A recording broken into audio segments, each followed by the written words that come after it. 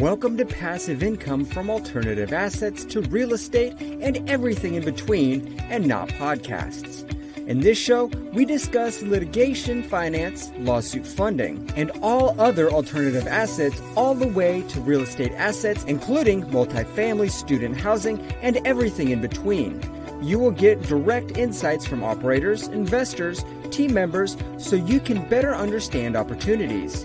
If you are an active investor, we want you to become better in your own deals. Learn what propels your success and help you get to the next level. If you are a passive investor, we go behind the scenes so you make a better decision with your investments and give you options so you reach financial freedom and make a difference. Please subscribe, leave comments, like, and you can reach at podcast@yourtcp.com. You can find us on YouTube, Town Center Partners. Now your host, Ronnie Elias.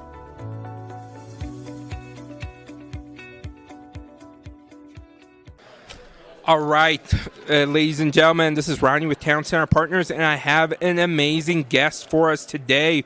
Would you please go ahead and introduce yourself? Yeah, man, thanks for having me. My name is Justin Fraser. I'm an apartment investor, syndicator, and asset manager of about 700 units or so. Awesome. Justin, so for 2019, kind of what was your investment focus, or what was the firm's investment focus? 2019 was an awesome transition year for me. I had just come off a full-time job around the end of 2018, and so 19 was about figuring out how to turn full-time real estate investing into something that could actually pay the bills, like my mortgage. And I got 2 young kids and a wife, and so got to keep everyone fed and keep those bills paid. And so that was 19 for me, was big transition, bringing on a lot of partners and a lot of properties, and figuring out some processes, and just blew through it and just had a blast in 2019. That's awesome. Yeah. So, right now it's a great market. I mean, if you're a seller, you can pretty much dictate what you want to do and so forth. I mean, what's your opinion? I mean, how much longer can we stay in this strong market? I don't know, but I will say I'm selling some of my properties right now because I bought a few years ago and prices are high. And they might continue to go high for a long time, but I'm happy with the valuations I can get today, and I can do some things with that money that that I want to do. And so I'm starting to sell off some houses that I have, single-family houses, and hopefully even my first apartment that I bought, we're going to make some money on. So that's so cool. Yeah. So now okay. So like you said, hey. You're maybe shifting a little bit your focus.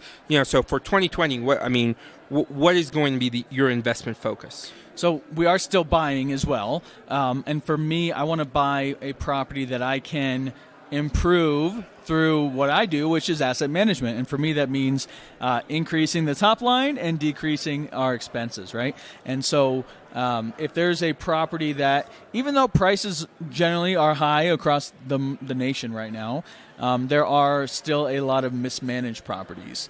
And there's properties that have way high expense ratios, or the rents are not being pushed enough, and they're not the property itself is not being used to its highest and best use. And so where we find properties like that, I want to buy them, and I want to bring my systems of operational efficiency and run them very well. And that's where I see opportunity. Awesome. So what's a way kind of you or the firm kind of likes to give back? Or how about, let's talk about you first. How do you kind of like to give back? That's a great question.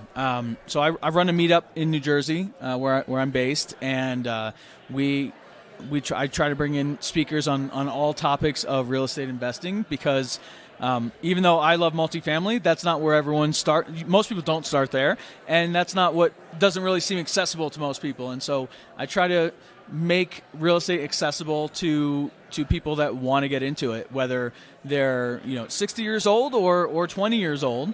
I see people on all spectrums, and so I try to put on a good meetup that gives quality education. We don't do guru courses or anything like that. It's people that I know that have been successful. I get them to come in and speak to our group and educate. That's so cool. Yeah. So, now we've talked about, okay, we know where 2019 was. Yeah. 2020, we've got maybe a little bit of different focus. You know, are you now just focused, hey, we're going to just continue to find good deals, or hey, we want to do this many deals, or, you know, what's kind of, give us a little bit of the secret sauce that you guys do over there. You know, how are you guys kind of try to maybe take things to that next level? I'm not pushing for deals or units right now simply because most offers we make we don't get by a long shot. And so there's a lot of competition in all markets right now, and I'm not going to force a deal. So if I don't buy anything this year, I'm not going to be happy about it, but I'd rather not buy anything than to force something that is maybe not going to work. So then what do I do? If I'm not buying, I need to make what I have better. And so we're constantly reinforcing the fact of making the properties that I do have, the 700 units or so that we do have, how do I add more value to those properties? How do I squeeze more rent out of those properties? And it's not just jacking up rents, it's adding value to the tenants. So, for example, adding extra bedrooms, or we're building a soccer field at one of our properties that's adding amenities that then I can maybe charge an extra $15 a unit for, right? Just because we have a soccer field and a grilling area and a playground for the kids. So it makes our units a little more desirable. And then how do I decrease expenses? So how can I save on utility costs, or even some creative things that we're doing? Like we just brought in a fiber contract where we're not a middleman, but we have authorized this company to sell their fiber services to our tenants, and we get a cut. And so I'm not promoting it. I'm not on the hook for anything.